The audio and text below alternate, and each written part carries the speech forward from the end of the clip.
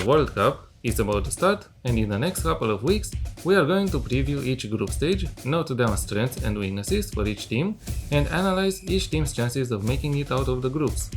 And we start with Group A. Group A is led by Mexico, by default, since they are one of the host nations. Mexico did not have to play qualifying games to get to the World Cup, however, this does not make their task any easier. The team, in general, has a complicated relationship with the tournament.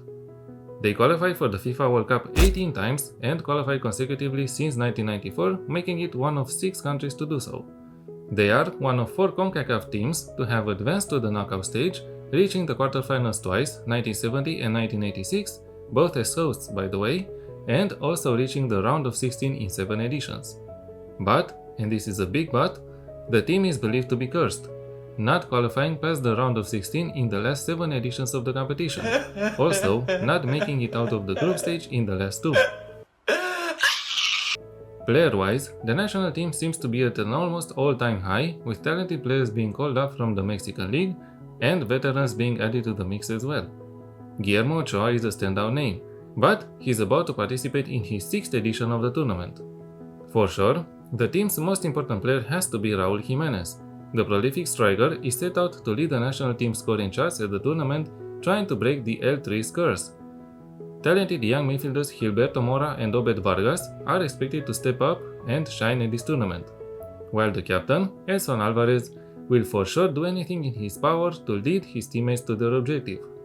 And let's not forget Javier Aguirre, the prolific manager who is the talisman of the national team. This is his 3rd spell with Mexico. In March 2025, Aguirre helped Mexico achieve its first Nations League title after defeating Panama 2-1 in the final.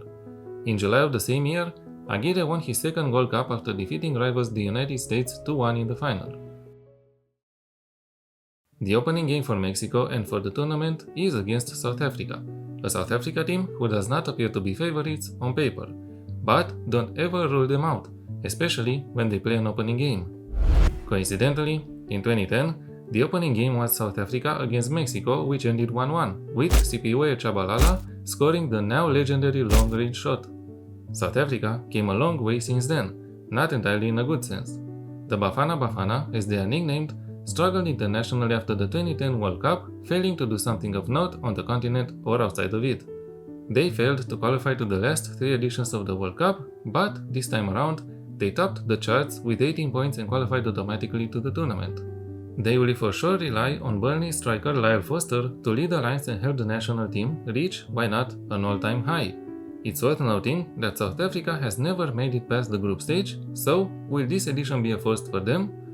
Hugo Broos is the manager, and he took charge of South Africa after previously leading Cameroon to the 2017 Africa Cup of Nations title, and managing clubs across Belgium, Algeria and Turkey.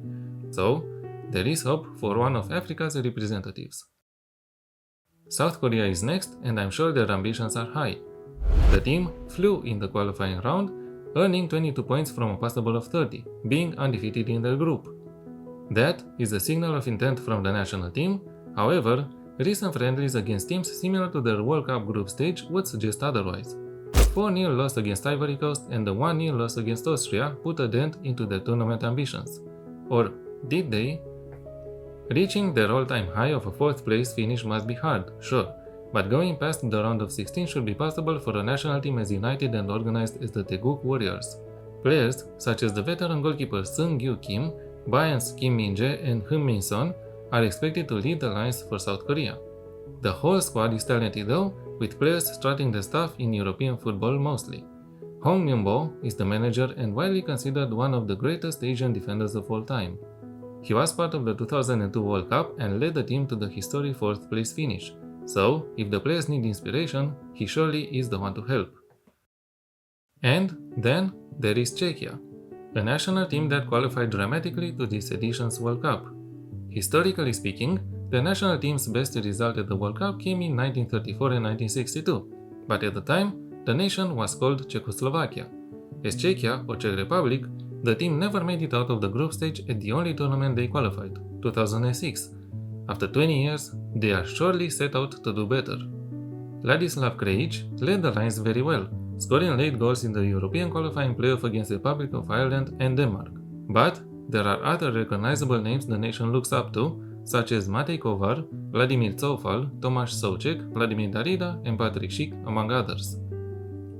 The clash of cultures may come into play in this group, and the team that is most flexible will have the upper hand in my opinion. And I'm sure that Miroslav Koubek, one of the Czech Republic's most interesting football managers and the national team coach, will consider this and will set out the squad to win. At the first glance, this group might seem like an easy one for Mexico and South Korea, but I wouldn't write off South Africa and Czech Republic. One wrong step, one draw, one late defeat, and the whole campaign might go up in flames.